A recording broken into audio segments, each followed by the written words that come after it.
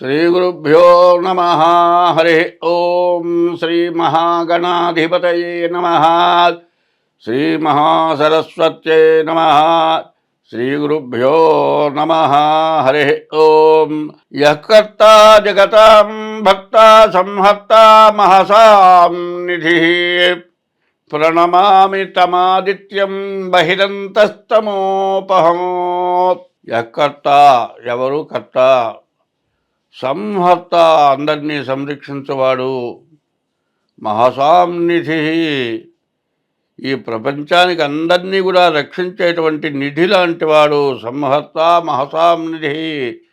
ప్రణమామి తమాదిత్యం బహిరంతస్తమోపహం. అటువంటి భగవానుడికి నమస్కారం చేస్తూ ఉన్నాను. ఆదిత్యోర్కో రవిర్భానుర్భాస్కరశ్చ దివాకరః మార్తాండ సవితా హేళిస్తీక్ష్ణాం శర్మిహిరో రవి. ప్రపంచానికి మొత్తానికి కూడా సూర్యులు అనేటువంటి వాళ్ళు 12 మంది ఉన్నారు.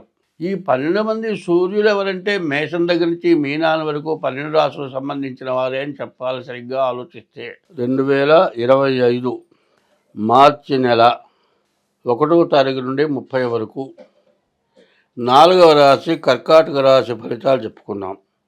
కర్కాటక రాశికి ఇంతవరకు అష్టమంలో శని ఉన్నాడు.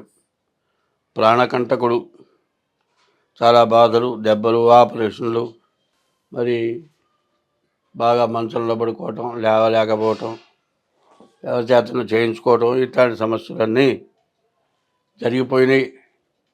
చివరికి వచ్చేసింది 30వ తారీఖుకే శని మారబోతున్నాడు.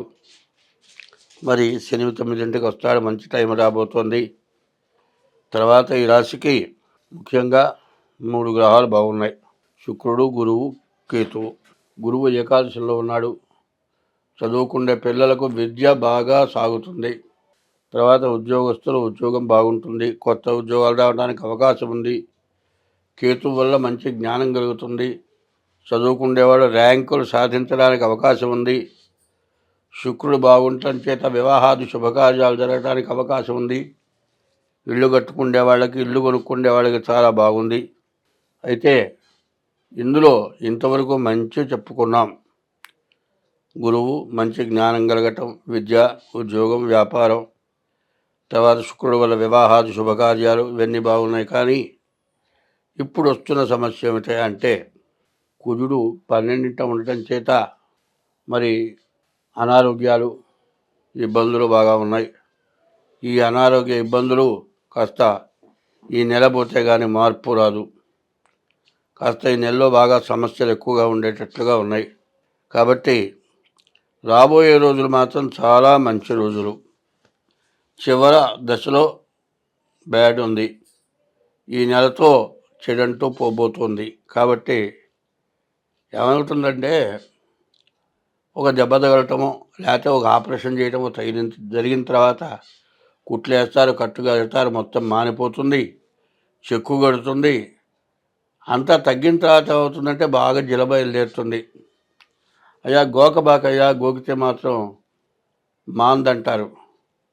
వీడు ఏం చేస్తాడు, ఏ నిద్రలోనూ బాగా శుభ్రంగా గోకి పెడతాడు, మొత్తం పుండు సెలేస్తుంది. గోరంత విషం ఇంకోటి లేదు. గోరంత విషం కొండంత అవుతుంది. మళ్ళీ పుండు మానక మరి సెప్టిక్ అయి ఇబ్బందులు పెడుతుంది. అంతా మానింది కదా అని నమ్మితే ఇట్లాగే అవుతుంది. అంతా మానింది, తగ్గిపోయింది, ఏం పర్వాలేదు, ఆ చెక్కు గీకితే మాత్రం ఉందే భజన. కాబట్టి మంచిలో చెడు కొద్దిగా ఉంటుంది, ఆ చెడు మాత్రం తాట తీస్తుంది. ఎప్పుడు కూడా మనిషి ఎంతసేపు దూరం ఆలోచించాలి, దూరంలో దురాలోచన చేయాలి. దురాలోచన అంటే అన్న చెడు తగులుతుందేమో చూసుకోవాలి, ఆ చెడుని చూచి నడుచుకోవాలి. కంటికి తగిలే పుల్లని కనిపెట్టి పొమ్మన్నారు. రోడ్డులో వెళుతూ ఉంటాం, చెట్లు ఉంటాయి, చెట్టు కొమ్మలు ఉంటాయి, చివరిదాకా ఉంటాయి. ఒక్కోడు బండి మీద బర్రని వెళుతూ ఉంటాడు. ఆ కొమ్మ వచ్చి కంటికి తగిలిందనుకోండి, దానికి ముళ్ళు ఉందనుకోండి, కన్ను పోయినట్టే, కన్నుకి రాదుక. మరి ఆ తొందరగా పోవటం ఎందుకు, ఆ పక్క నుంచి పోవటం ఎందుకు, కంటికి తగిలించుకోవటం ఎందుకు, కన్ను పోగొట్టుకోవటం ఎందుకు, ఇవంతా కూడా మన చేసుకున్నటువంటి పొరపాట్లు. ఈ పొరపాట్లన్నీ ఎందుకు వస్తాయి అంటే, మనం చేసుకున్న కర్మ వల్ల, పాపకర్మ వల్ల వస్తాయి. ఎప్పుడు కూడా ఇంట్లో భార్య 30 ఏళ్ళకి వస్తుంది. 30 ఏళ్ల దాకా తల్లిదండ్రులు పోషిస్తారు. 30 తర్వాత ఏం చేస్తారు? పెళ్ళైపోయింది, మా అబ్బాయి పెళ్ళయింది, మా పనులు తీరిపోయినాయి, పెళ్లి చేసాం, ఉద్యోగం చేసుకుంటున్నాడు, పెళ్ళాం వచ్చింది, అన్నం పెడుతుంది, అన్నీ చూసుకుంటుంది, మా బాధ్యతలు తీరిపోయినాయి అంటారు. అన్నవాళ్ళు ఊరుకోరు. ఈ కోడలను అక్కడ కూర్చున్నామండి, ఇక్కడ కూర్చున్నామండి, ఈ పని సరిగా చేరి ఇట్లాంటి అజమాయిషీలు చేస్తూ ఉంటారు. ఇట్లాంటి వాటి వల్ల కొన్ని సమస్యలు సహజంగా వస్తూ ఉంటాయి. వచ్చినప్పుడు 30 సంవత్సరాల జీవితం తల్లిదండ్రులతో, 70 సంవత్సరాల జీవితం భార్యతో ఉంటుంది. కాబట్టి అన్నీ కూడా ఆచితూచి ప్రవర్తించాలి. వీలైనంత వరకు అందరినీ కలుపుకొని వెళ్ళటానికి ప్రయత్నం చేయాలి. శృతి మించిందనుకో ఎవరి బతుకు వాటి బతికేటట్లుగా అయితే అందువల్ల భార్యని వెనకేసుకొని తల్లిదండ్రుల్ని అన్యాయం చేయమని చెప్పట్లా. మగవాడికి బాధ్యత ఉంటుంది. భరించేవాడు భర్త. వాడు ఏం చేయాలి? ఎవరికి ఏది కావాలో అది చూడాల్సిన బాధ్యత ఉంది. తల్లిదండ్రులను హింసించకూడదు, వాళ్ళ కంటెంబడి నీళ్లు రాకూడదు, భార్యని మరి బాధ పెట్టకూడదు.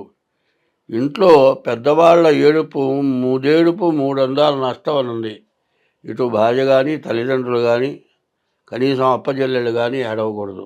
అటువంటి పరిస్థితి రాకుండా చూసుకోవాలి అంటే తల్లిదండ్రులని నిన్ను అన్ని విధాలా పెంచి పెద్ద చేసి విద్య చెప్పించి ఉద్యోగం ఇప్పించి పెళ్లి చేసి భార్యను తీసుకొచ్చి పెడితే అక్కడ దాకా వాళ్ళు ఎన్నో కష్టాలు పడి నిన్ను దారికి తెచ్చారు. వాళ్ళని జాగ్రత్తగా చూసుకోవాల్సిన బాధ్యత నీది. తర్వాత ఇప్పుడు రాబోయేటువంటి సమయం మార్చి 30 నుంచి అఖండమైనటువంటి దశ, చాలా బాగుపడేటువంటి సమయం. ఇంతకంటే మంచి టైం రాదు. కానీ మంచి టైంలో కాస్త కష్టాలు ఉంటాయి. ఇందాక చెప్పానే, ఆపరేషన్ చేసిన తర్వాత చివర మానబోయేటప్పుడు జల వచ్చి గోకి పుండు చేసుకొని దాన్ని పోగొట్టుకోలేక మళ్ళీ మొదటికి వచ్చి బాధపడ్డట్టుగా ఈ టైంలో కొన్ని సమస్యలు వస్తాయి. కాబట్టి ఈ కర్కాటక రాశి వాళ్ళు జాగ్రత్తగా సమర్థించుకుంటమే కాకుండా మీ జాతకం ఏంటి, ఇప్పుడు చెప్పేది గోచారం 25 వంతులే, ఇంకా 75 వంతులు ఉంటుంది. గోచారం కాకుండా గ్రహచారం అంటారు. పుట్టిన తారీఖు, నెల, సంవత్సరం, టైంను బట్టి చెప్పేది గ్రహచారం. అది బాగుందో లేదో చూసుకోవాలి అంటే మీ డేట్ ఆఫ్ బర్త్ ద్వారా మీ జాతక చక్రం వేయాలి. అది లేకపోతే హస్త సాముద్రిక ద్వారా మీ జాతకం చూడాలి. అట్లా చూసిన తర్వాత మీకు ఏదైనా చెడు ఉంటే, దానికి తగినటువంటి దోషాలకు పరిహారం ఉంటే చెబుతాం, అవి చేయిస్తాం. దానికి తగిన ఫీజు కట్టి జాతకం చూపించుకొని దానికి ఏదైనా చేయాల్సింది ఉంటే అట్లా దానికి తగినటువంటి ఖర్చు పెట్టుకొని మీరు చేసుకుంటే ఈ కర్కాటక రాశి వాళ్ళకి ఎదురు లేదు. చాలా బాగుంది, నెంబర్ 1గా ఉంది జాతకం. కాబట్టి బాగా ఆలోచించండి. ఆలోచిస్తూ కూర్చోవటం కాదు కావాల్సింది, చేయాల్సిన పని వెంటనే చెయ్యండి. రేపు చేద్దాం, చెడు పని వాటి తలకాయ వాలకూడదు అనుకున్నాం అనుకోండి, వెంటనే కొట్టేస్తాం. మంచి పని చేయాలి, రేపు చేద్దాం రేపు చేద్దాం, ఇట్లా చివరికి ఆలస్యం అవుతుంది. కాబట్టి వెంటనే మీ జాతకం చూపించుకొని మీ జాగ్రత్తగా ద్వారా పరిష్కారం చేయించుకోండి. స్వస్తి.